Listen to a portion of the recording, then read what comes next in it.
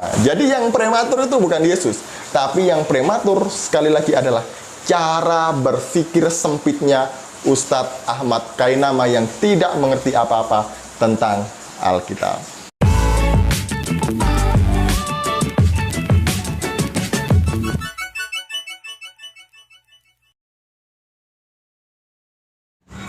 Shalom saudaraku, salam damai sejahtera di dalam kasih Kristus. Berjumpa lagi dengan saya, Didi Juli. Kita akan belajar berapologetika bersama-sama di channel ini.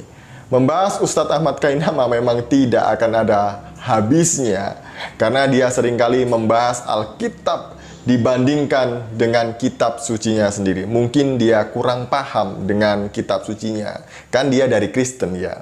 Nah, kali ini dia mengatakan bahwa Yesus itu lahir prematur berdasarkan perhitungan Alkitab. Benarkah demikian? Yesus yang lahir prematur atau cara berpikir Ustadz Ahmad Kainama yang prematur? Mari kita melihat video berikut ini. Pada seorang perawan yang bertunangan dengan seorang bernama Yusuf. Iya. Nama perawan itu? Dari keluarga Daud, namanya perawan itu Maria. Oke. Maria didatangi oleh malaikat Jibril alaihissalam, mengucapkan, Assalamualaikum, engkau akan mengandung seorang anak. Bagaimana mungkin tidak ada seorang laki-laki yang menyentuh aku, gitu? Al-Quran menyentuh, ya, dah. Bulan ke-7, Gabriel atau Jibril alaihissalam datang lagi sambil bilang, kun fayakun. Maka jadilah. Hamil dia. Berarti hamil pertama bulan Agustus. Usia kandungan 1 bulan Agustus, ya dah. Ya. Karena jadi berhenti menstruasi itu bulan Juli. Berarti hamil 1 bulannya bulan Agustus.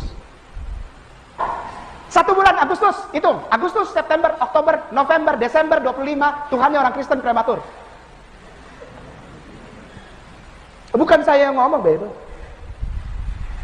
Agustus, September, Oktober, November, Desember, 25 Desember, lahir tengah malam, suhu udara 4 derajat Celcius, di ruang terbuka, di kandang.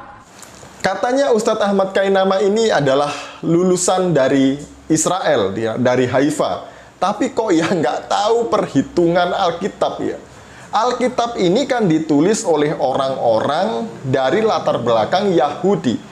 Kok bisa dihitung memakai penanggalan yang kita pakai sekarang? Tentu itu tidak nyambung.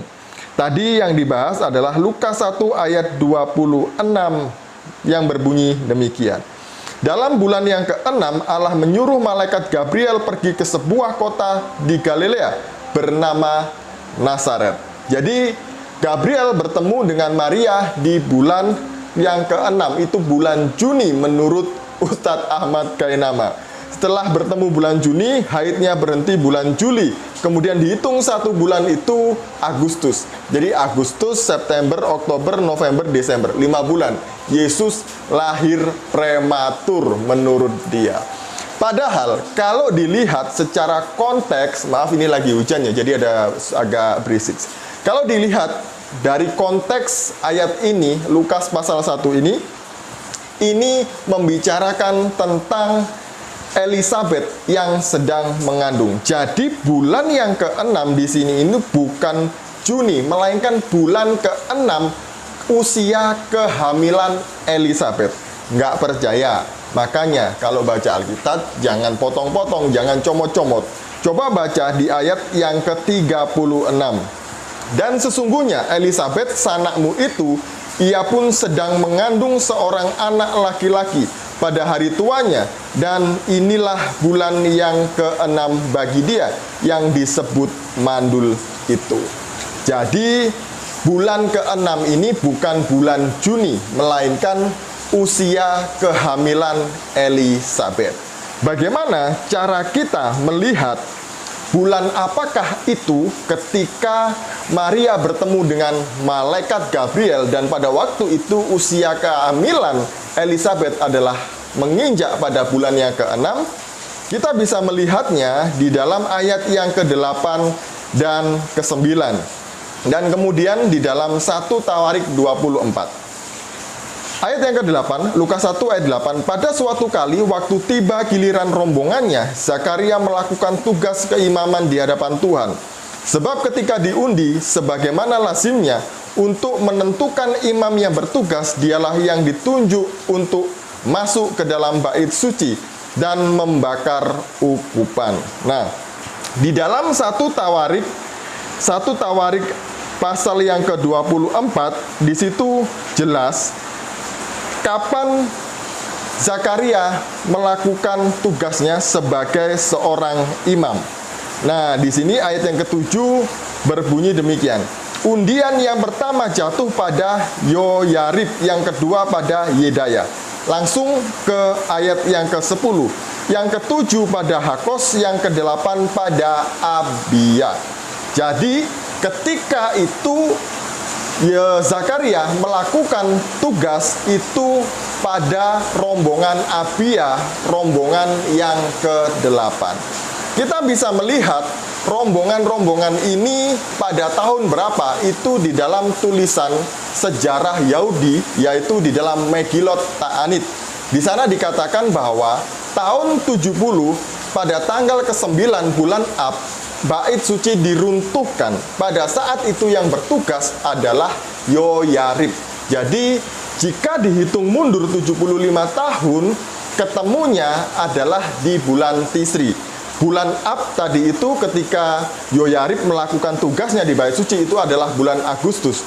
Bulan Tisri adalah bulan September.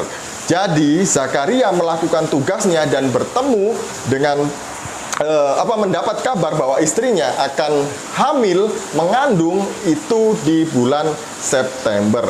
Kita hitung saja, 6 bulan setelah bulan September, bulan apa? September, Oktober, November, Desember, Januari, Februari, Maret.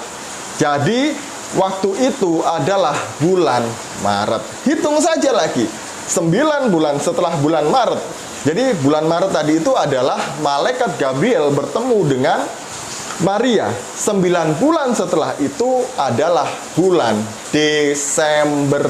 Dan ini dicatat, dikuatkan juga oleh data bapak-bapak gereja dan juga tradisi para rasul. Ini adalah buku sejarah gereja yang tua juga, buku tulisan para rasul dan juga bapak-bapak gereja yang ditulis pada abad ke-4. Di halaman 443 ditulis begini, dalam bahasa Indonesianya kira-kira begini ya.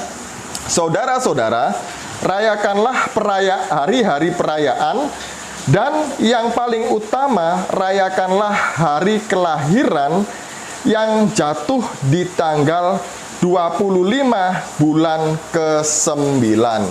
Ini ditulis oleh Patriark Demetrius pada tahun 189 Masehi. Bulan ke-9 orang Yahudi itu jatuh pada bulan Kislev. Bulan Kislev jika dikonversi ke penanggalan kita jatuhnya adalah bulan Desember.